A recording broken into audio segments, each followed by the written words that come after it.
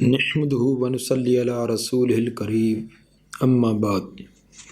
صحیح البخاری کتاب الاستسقاء باب نمبر 14 باب دعائے اذا کثر المطر حوالینا ولا علینا۔ باب ہے جب زیادہ بارش ہو تو اس وقت دعا ان الفاظ سے کی جائے کرنا کہ حوالینا ہمارے ارد گرد یا اللہ بارش کر، ولا علینا ہمارے اوپر نہ کر۔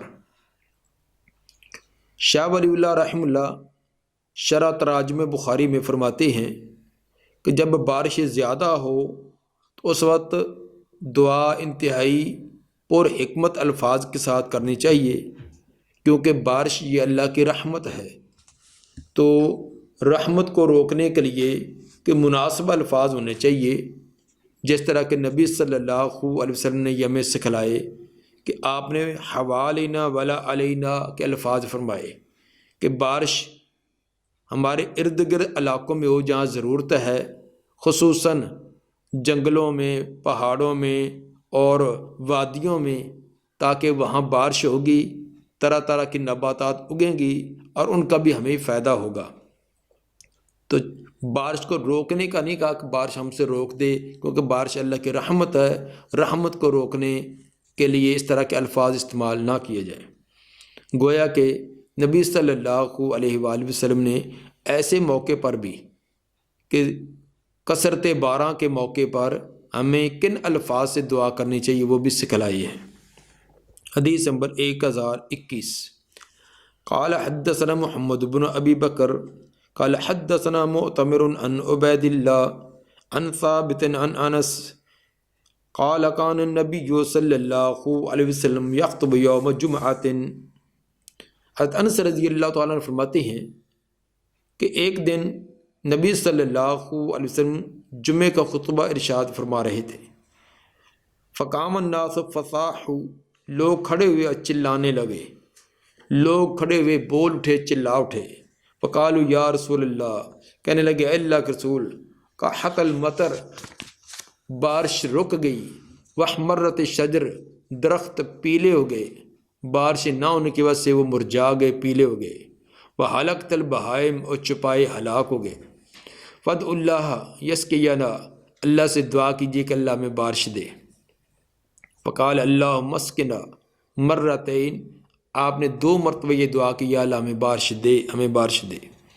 وَأَيْمُ اللَّهِ مَا نَارَى فِي السَّمَاءِ قَطْعَةً مِّن سَحَابٍ، صحابی فرماتی ہیں اللہ کی قسم نہیں دیکھ رہے تھے ہم آسمان کا اندر بادل کا کوئی ایک ٹکڑا بھی۔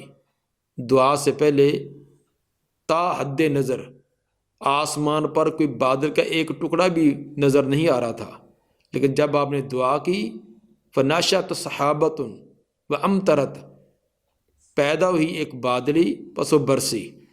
آپ کے دعا کرتے ہی ایک بادلی ابری اور وہ برسنا شروع ہو گئی۔ وَنَازَلَ عَنِ الْمِنبَرِ فَصَلَّى، آپ ممبر سے نیچے اترے، نماز پڑھائی، یعنی جمعے کی نماز پڑھائی۔ فَلَمَّا انصَرَفَ لَمْ تَزَلْ تُمْطِرُ إِلَى الْجُمْعَةِ الَّتِي تَلِيهَا، جب آپ نے نماز سے انصراف کیا، نماز سے سلام پھیرا، تو پھر ہمیشہ ہی رہی بارش آئندہ جمعے تک، اس جمعے سے لے کر آئندہ جمعے تک لگاتار بارش جاری ساری رہی۔ فلما قام النبی صلی اللہ علیہ وسلم یخطب، جب اگلا خطبہ، اگلے جمعے کا خطبہ دینے کے لیے آپ کھڑے ہوئے، صاحوا الیہ، تو لوگ پھر چلائے، لوگوں نے پھر اونچی آواز سے کہا تہدمت البیوت، گھر گر گئے، وانقطعت السبل، راستے منقطع ہو گئے، فادعوا اللہ یحبسھا عنا، اب دعا کیجیے کہ اللہ یہ ہم سے روک لے، بارش بہت زیادہ ہوگی، اب ہمیں الٹا نقصان ہونا شروع ہو گیا، اس لیے دعا کیجیے کہ اللہ بارش روک لے۔ فتبسم النبی صلی اللہ علیہ وسلم، تو نبی صلی اللہ علیہ وسلم مسکرائے کہ پچھلے جمعے بارش نہ ہونے کی حال دہائی دے رہے تھے اور اس دفعہ بارش زیادہ ہونے کی، یعنی انسان کے اندر کتنی کمزوری ہے، کتنا کمزور انسان ہے۔ ثم قال، پھر آپ نے فرمایا اللہم حوالینا ولا علینا، یا اللہ ہمارے ارد گرد کے علاقوں میں بارش کر، ہمارے اوپر نہ کر۔ جب آپ نے یہ دعا کی وَإِنْ كَشَطَتِ الْمَدِينَةُ،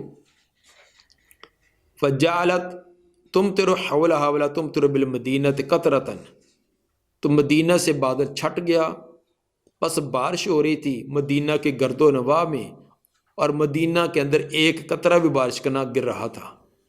آپ نے دعا کی، ارد گرد کے علاقوں میں تو بارشیں ہوتی رہی، لیکن مدینہ کے اندر بارش کا ایک قطرہ بھی نہ۔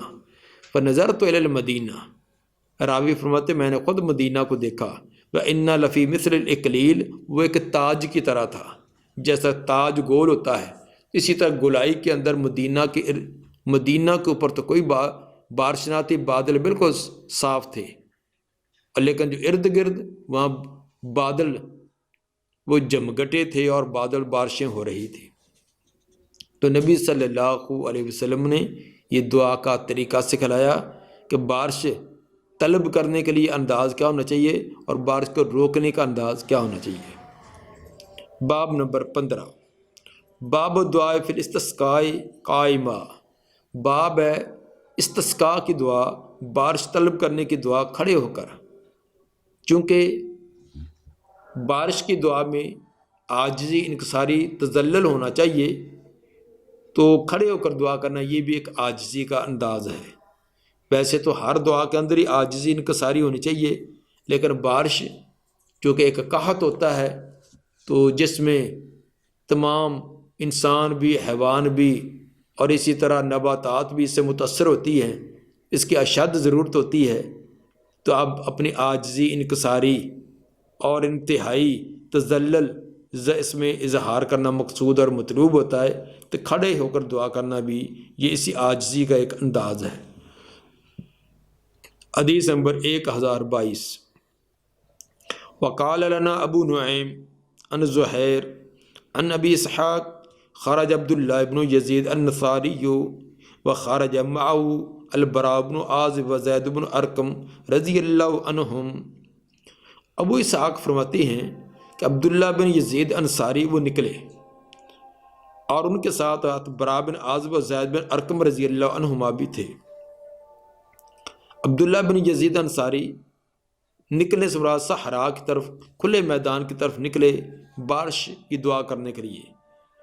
یہ کوفہ کے امیر تھے اس وقت، حضرت عبداللہ بن زبیر کی طرف سے، اور یہ 64 ہجری کا یہ واقعہ ہے۔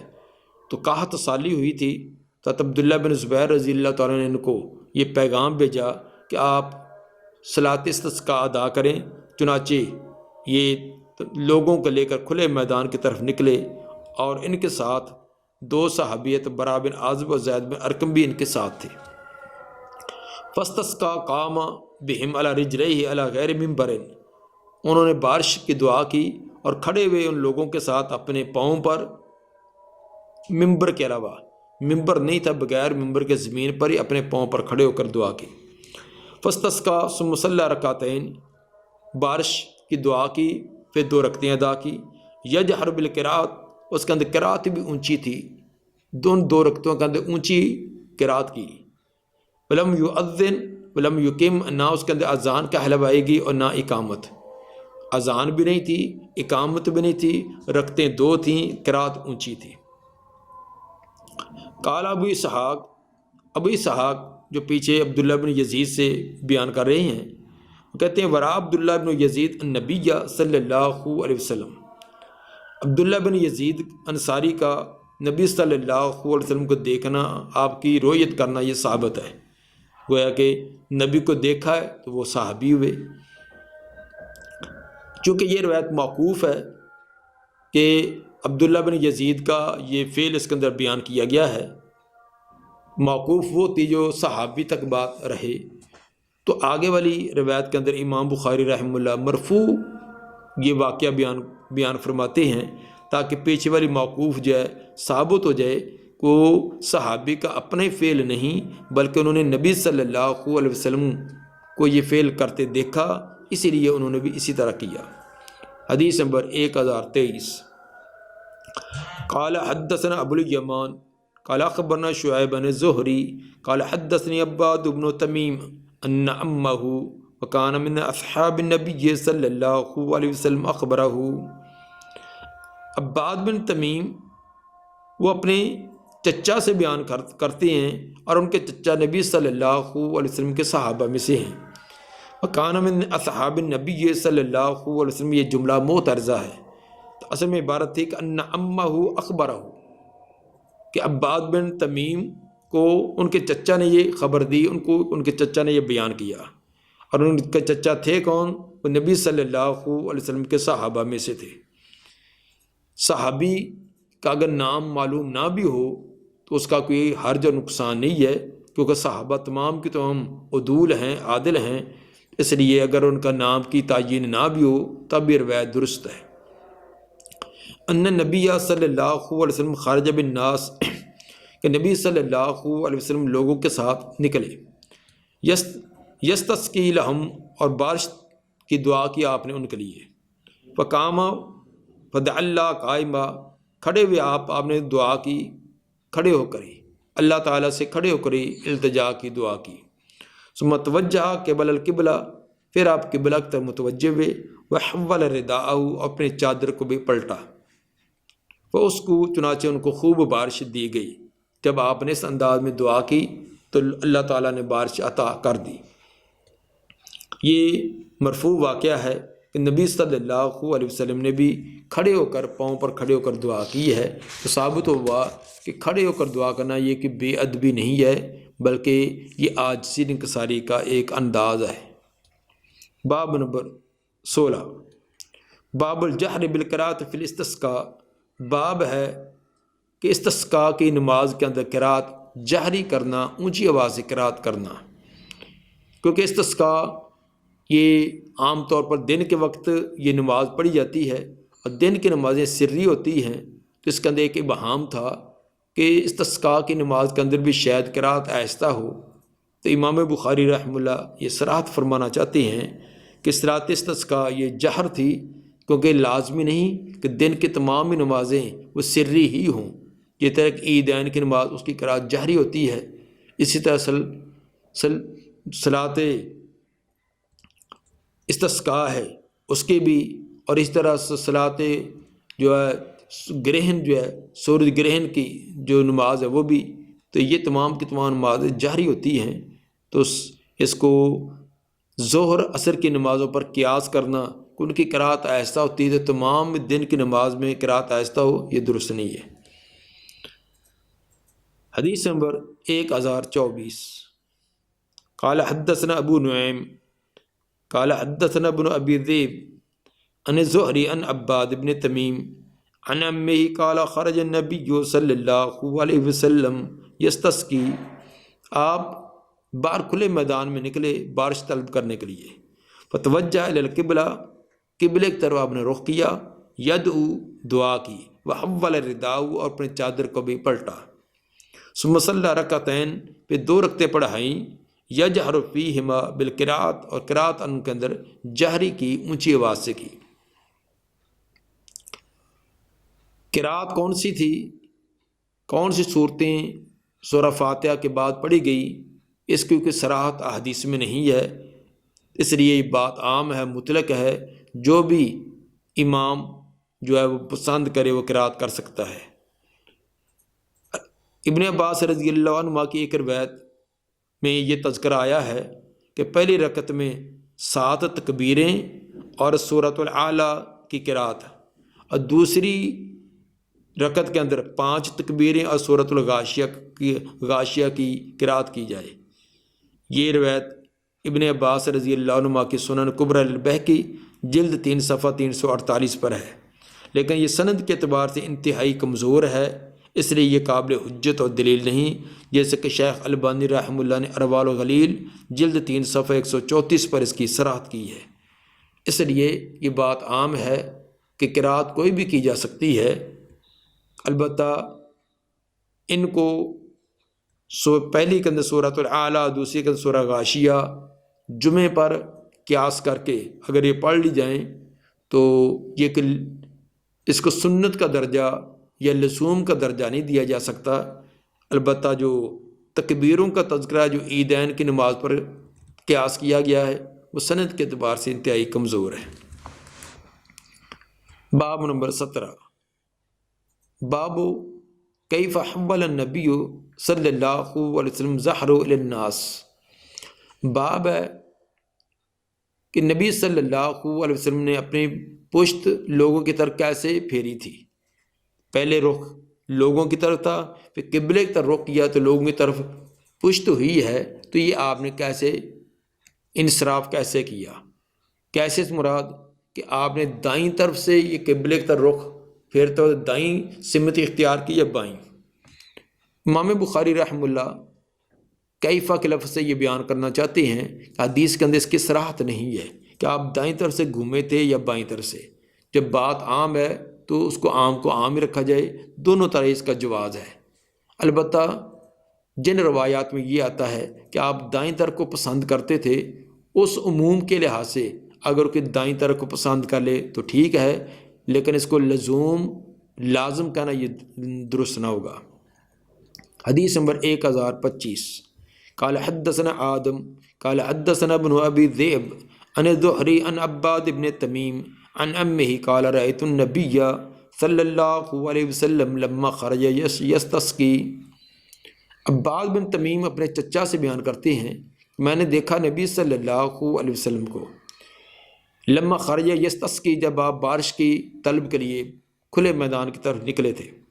قال فحول الی الناس ظہرہ، آپ نے پھیرا لوگوں کی طرف اپنے پیٹھ کو، اپنے پشت کو، واستقبل القبلہ، اور قبلے کی طرف متوجہ ہوئے، یا دعا کی۔ ثم حول رداء، پھر اپنے چادر بھی تبدیل کی، چادر کو بھی پلٹا۔ ثم صلی لنا رکعتین، پھر 2 رکعتیں میں پڑھائی، جہر فیہما بالقراءۃ، اور قراءت ان کے اندر جہری تھی، اونچی تھی۔ اس کے اندر یہ تو بیان کیا گیا آپ نے قبلے کی طرف رخ کیا، لیکن کس طرف سے آپ گھومے تھے، دائیں طرف سے یا بائیں طرف سے، اس کا تذکرہ نہیں۔ جب تذکرہ نہیں ہے تو بات عموم پر رہے گی کہ دائیں طرف سے یا بائیں طرف سے، دونوں طرف سے ہی یہ اس کے اندر تحویل کی جا سکتی ہے۔ البتہ جو دوسری روایات ہے کہ آپ دائیں طرف کو ترجیح دیتے تھے، اس بنا پر اگر دائیں طرف کو اختیار کر لیتا ہے تو اس میں بہتر ہوگا، لیکن لازم کہنا، ضروری کہنا یہ درست نہ ہوگا۔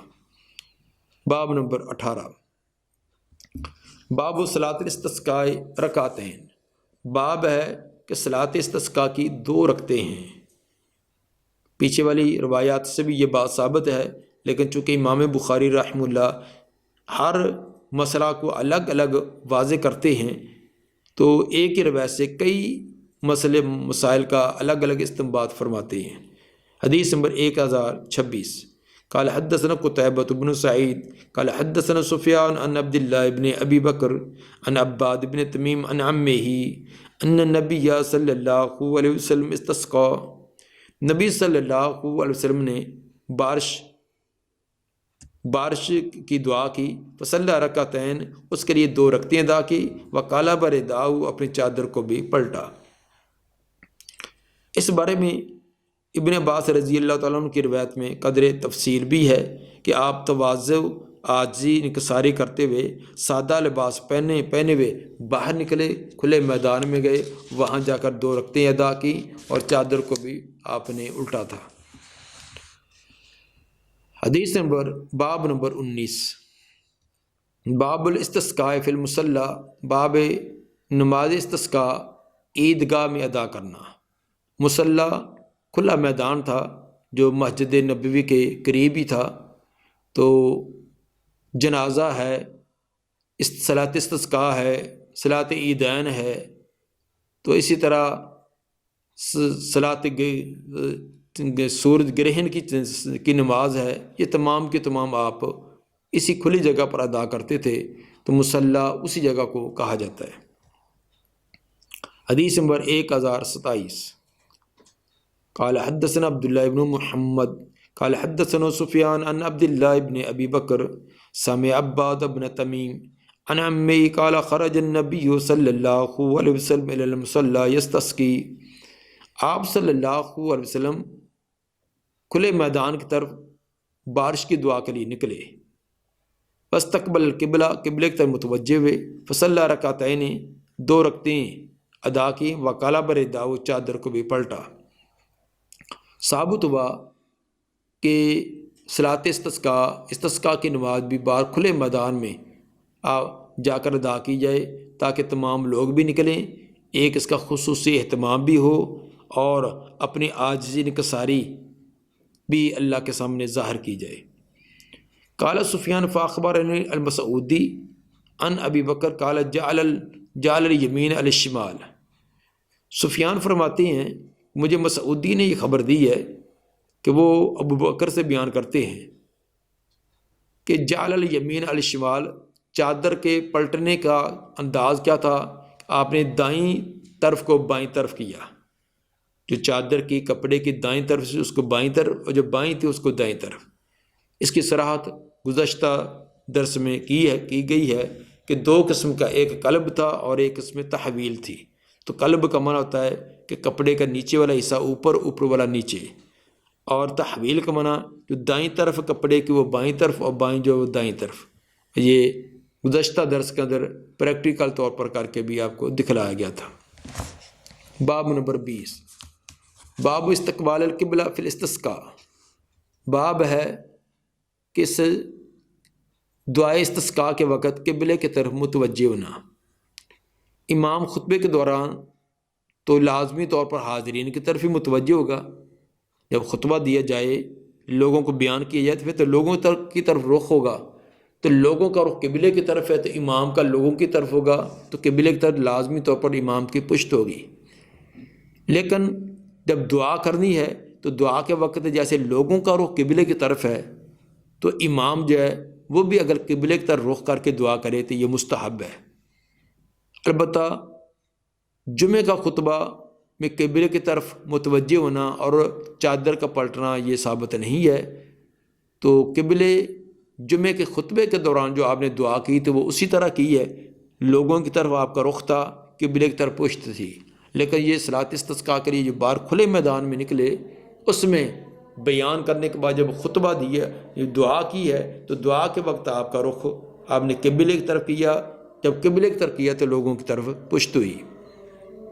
حدیث نمبر 1028، قال حدثنا محمد قال اخبرنا عبد الوهاب قال حدثنا يحيى بن سعيد قال اخبرني ابو بكر بن محمد ان عباد بن تميم اخبره ان عبد الله بن زيد الانصاري اخبره ان النبي صلی اللہ علیہ وسلم خرج الى المصلى يصلي۔ آپ عید کا گاہ کی طرف یا کھلے میدان کی طرف نکلے، نماز پڑھائی۔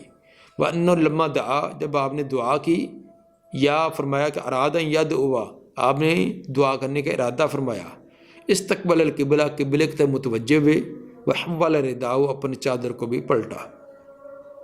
اس سے ثابت ہوا کہ صلاۃ استسقاء کے بعد جب دعا کرنی ہے تو دعا کے وقت اگر قبلہ کی طرف امام بھی رخ کر لے تو یہ بھی درست ہے۔ قال ابو عبداللہ یعنی امام بخاری فرماتے ہیں کہ عبداللہ بن زید ھذا مازنی، اس روایت کے اندر جو عبداللہ بن زید انصاری جن کا تذکرہ کیا گیا ہے، یہ عبداللہ بن زید انصاری مازنی ہیں۔ والاول کوفی، اور جو پہلے جس کا تذکرہ آیا تھا عبداللہ بن زید کا، وہ عبداللہ بن یزید، وہ کوفی ہیں۔ والاول کوفی، اس سے مراد اشارہ ہے کہ جو پیچھے باب الدعاء فی الاستسقاء قائمہ، یہ حدیث نمبر 1022 میں جو گزرا ہے، وہ عبداللہ بن یزید تھے، وہ الگ راوی ہیں۔ اسی طرح حدیث نمبر 1023 کے اندر جس کا تذکرہ وہ عبداللہ بن زید ہیں۔ حدیث نمبر 1022 کے اندر عبداللہ بن یزید، حدیث نمبر 1023 کے اندر عبداللہ بن زید، اور اس کے اندر عبداللہ بن زید انصاری مازنی ہیں۔ یہ تین الگ الگ راوی ہیں، یہ ایک ہی راوی نہیں ہے۔ یہ امام بخاری رحمہ اللہ یہاں روات کا کوئی تھوڑا سا اشتباہ ہو، نام کا التباس آتا ہو، اس کی بھی صراحت فرما دیا کرتے ہیں۔ اسی وجہ تو اہل علم فرماتے ہیں کہ امام بخاری رحمہ اللہ صرف احادیث ہی انہوں نے جمع نہیں کی، بلکہ 54 علوم اور فنون کا یہ ایک مجموعہ ہے۔ امام بخاری رحمہ اللہ کے الجامع صحیح 54 علوم کا یہ مجموعہ ہے۔ تو اب اس کے اندر راویوں اگر ہم نام راوی تھے ان کے ناموں کی بھی وضاحت کر کے ان کے اندر فرق بیان کر دیا ہے۔ دعا ہے کہ اللہ تعالیٰ نبی صلی اللہ علیہ وسلم کے فرامین پر عمل کرنے کی توفیق عطا فرمائے۔ سبحان ربک رب العزت عما یصفون والسلام علی المرسلین والحمد للہ رب العالمین۔